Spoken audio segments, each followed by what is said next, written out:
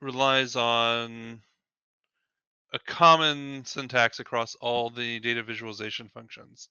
Um, and that is using a rule syntax with your tabular object on the left hand side and the column name or column names that you want to visualize on the right hand side.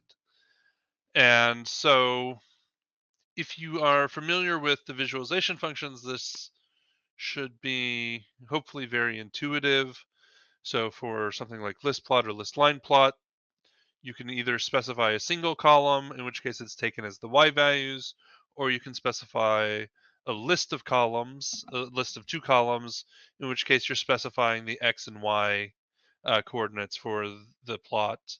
Um, if you go up to something like list plot 3D or list contour plot, then you're specifying a list of three columns as the x, y, and z coordinates, similar to how you would specify XYZ triples for irregular data for those functions. In something like histogram or bar chart and pie chart, you're going to specify the column that represents the one value um, that contains the values that you're interested in displaying. And one of the nice things about using tabular for visualization is that the visualization functions are able to see the type information in the tabular object and automatically make use of it. Whether it's a time column or a date column or even categorical ordered or unordered data, um, we can make use of that. So we'll go through a few examples relatively quickly, and we're going to start with a data set of sales data for a theoretical company, and we have market sectors of who they're selling to and what region is doing the selling and what product they're selling and when they sold it and who the customer was and how many they sold, what the revenue was, what the profit was, and what their cost was. And this data set is a little bit bigger than I wanted, so I'm just looking at um, things for sales for the second half of 2015. Um, and so I just used select to trim it down to something a little bit more manageable um, in terms of the data. So the first thing I'm going to do is a little bit of cleaning in this case, and um, so what I'm going to do is I want to, well, okay, back up a moment. So I want to look at what my sales is over time. And so to do that, I'm going to aggregate my sales and all the numeric things. I'm just going to add them up, and I'm going to aggregate by date. So any sale on July 31st of 2015 is all going to get, summed up in terms of revenue, profit, cost, etc. And now we can create a plot. And so this is sales 2 aggregated version. Sales 2 is my tabular, arrow, string profit. And so this is um, just pulling numbers from this profit column in order, starting at 984, then going to 4,000. And so if we look at this, there's 984, there's 1,000, somewhere over here is 4,000, etc. I guess there's 4,000, there's the 10,000. And so great. I've easily created a plot of my profits, for those 6 months. It's not cumulative profit; it's just per day. Cumulative would be another operation on on this table. We can look at what goes into that profit. What was my revenue and what was my cost on each of those sales? And so here I'm giving two rows, and this is probably the most complicated of the things of this of it, most complicated instance of the syntax, which is that I want to look at my revenue, I want to look at my cost, and I had to put an extra level of list um, around each of these, because if I just said revenue and cost, then that would put revenue on the x-axis and cost on the y-axis. and I want the series.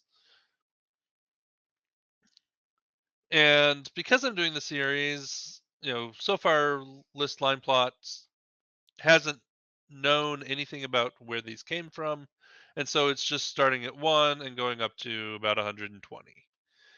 Um, but we have that date column in the table, and so I can include that. And so in this case, I'm saying my x-axis is date, my y-axis is my profit, and it sees the date column, it looks at the tabular, realizes that it is a date type, and automatically switches to a date axis as if I had either used date list plot here or done list line plot with a scaling function goes to date type specification. And as before, I can split out the cost and the revenue, and here we have a list of multiple things again, with the date and the revenue and the date and the cost, and then we get the two curves. As I mentioned before, if we looked at just a pair of things, and this is list plot instead of list line plot, because these points are not ordered at all, they're just going to show up wherever they show up. This is very random in terms of there's no our cost or revenue aren't increasing, and if you did this as list line plot, it would just be a big scribble of curves.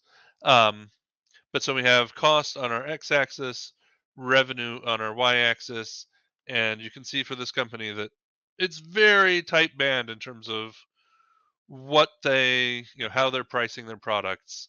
There's nothing that's really cheap to make but being sold for a lot, or not really anything being sold as a loss leader where they're losing money on every sale. Moving on to an example from statistical visualization, we're going to use the same initial sales data, and we're going to look at the quantity column. And so this is, how many items were sold at a time. And we can see that it's relatively evenly distributed. I mean, it doesn't skew toward large sales or especially toward small sales. Um, it turns out that they're sort of selling everything in increments of 100 in this data set. And so that's sort of the finest granularity that this histogram can do. But we just said sales, quantity, and it started, um, it used that quantity column to generate the histogram. If we pivot the data by region and keep track of the quantity, then this effectively creates multiple data sets for us.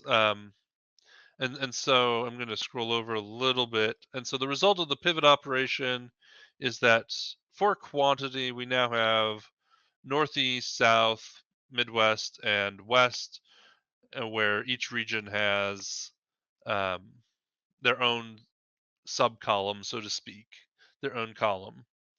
And as long as the Northeast, South, Midwest, West are unique within this table as column names, we can refer to them directly. If we had costs also split by Northeast, South, Midwest, and West, then we would have to use extended key to say that we want quantity Northeast, quantity South, quantity North, Midwest, and West.